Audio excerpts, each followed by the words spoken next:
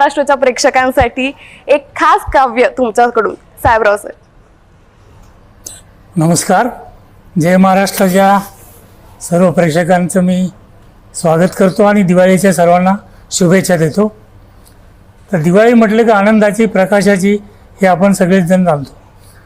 पण मी ज्या भागातनं आलो, ग्रामीण भागातनं, अहिल्यानगर जिल्ह्यातला पारनेर तालुका, पठारबाग, दुष्काळी, त्यातलं करंदी छोटंसं गाव, 1,500 वस्तीचं, अशा गावातून मी आलो. आणि जवळजवळ पाव आयुष्य म्हणजे मी खेड्यात काढलं.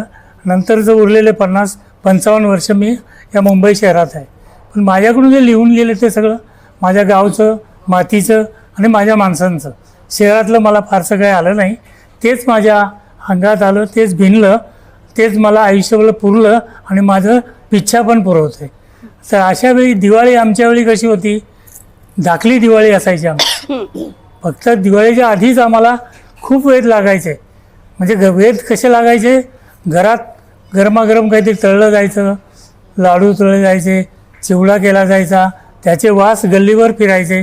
आम्ही ते वास घेत मजा करत फिरायचो. आणि अशा वेळी कपडे शिवायला टाकलेले असायचे. वडील मोठा तागा घेऊन यायचे.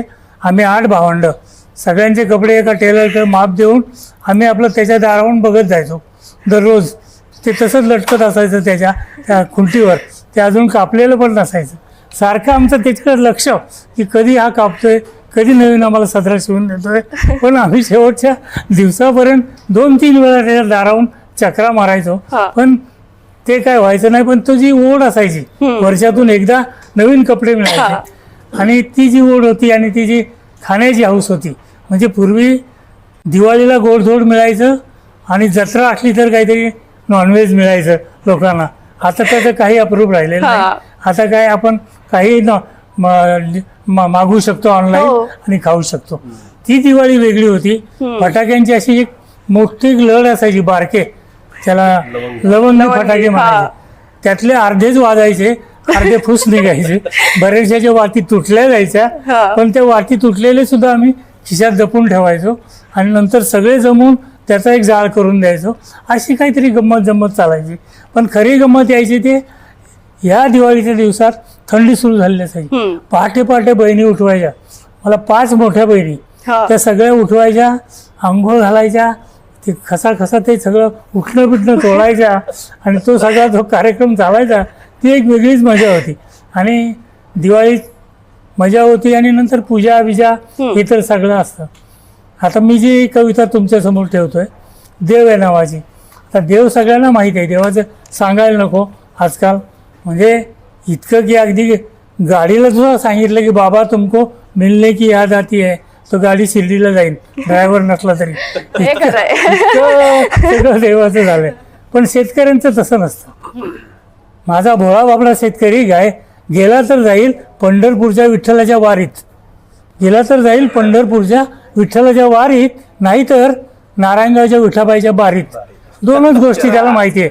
दिवसा वारीला, रात्री बारीला, सकाळी पुन्हा उभा असतो चौकात गणबिन लावून सप्तेची वर्गणी गोळा करायला. असा शेतकरी माझा शेतात जाताना पायातली पायतानं घालून देवळाच्या दिशेने हात जोडतो आणि तो त्याचा देव शेतात कामात घामात शोधतो. अशी ही कविता आहे, शेतकऱ्यांचा देव.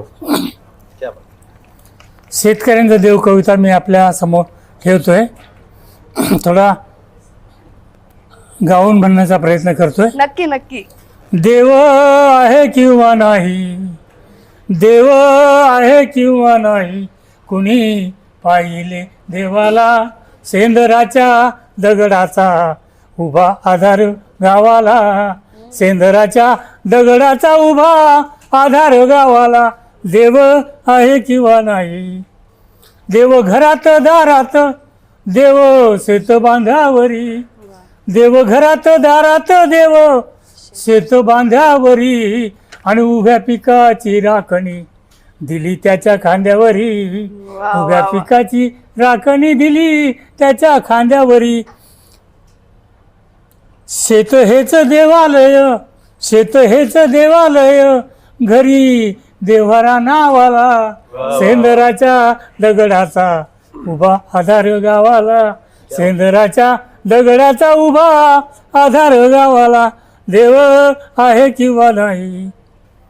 देव बैल गुर गाई, देव बैल गुर गाई, देव जन्मदाती आई. वा. देव बैल गुर गाई, देव जन्मदाती आई. आणि तिच्या पुण्याईची सर खुद्द देवालाही नाही. वा वा वा. तिच्या पुण्याईची क्या सर खुद्द देवालाही नाही. वेडी बहिणीची माया, वेडी बहिणीची माया, मागे आयुष्य भावाला. वा. सेंदराच्या दगडाचा उभा आधार गावाला, सेंदराच्या दगडाचा उभा आधार गावाला देव आहे किंवा नाही. देव तुका नामा ज्ञाना, देव पंढरीचा राणा. वा वा वा. देव तुका नामा ज्ञाना, देव पंढरीचा राणा. आणि आम्ही येळकोट मांडीला, तुम्ही चांगलं भलं म्हणा. आम्ही येळकोट मांडीला, तुम्ही चांगलं भलं म्हणा. वारीमध्ये उरी पोटी, वारीमध्ये उरी पोटी, भेटू चोराला सावाला. वा वा. सेंदराच्या दगडाचा उभा आधार गावाला, क्या बात. सेंदराच्या दगडाचा उभा आधार गावाला देव आहे किंवा नाही. वा. आणि बघा पुढचा देव शेतकऱ्याचा, त्याचं सगळं आभाळातून येतो. पाऊस आभाळातून येतो, सूर्यप्रकाशातून आभाळ, जे जे शेतीला आवश्यक आहे ते सगळं वरून येतं. आणि तो काय म्हणतो बघा, देवचंद्र सूर्य तारे, देवचंद्र सूर्य तारे, देव आभाळची सारे. देवचंद्र सूर्य तारे, देव आभाळची सारे. आणि त्याच्या मृगाच्या थेंबाने मुखी माती गहीवरे, त्याच्या मृगाच्या थेंबाने मुखी माती गही दे. होऊ दे रे आबादानी, होऊ दे रे आबादानी, सांगू पंढरी रावाला. सेंदराच्या दगडाचा उभा आधार गावाला, सेंदराच्या दगडाचा उभा आधार गावाला देव आहे किंवा नाही. आणि शेवटी त्याला त्याचा देव सापडला बघा. शेतकऱ्याला त्याचा देव कुठे सापडला बघा. काय म्हणतो तो, देव असो किंवा नसो, देव असो किंवा नसो, माझे शेत औक्षवंत. क्या बात. क्या बात.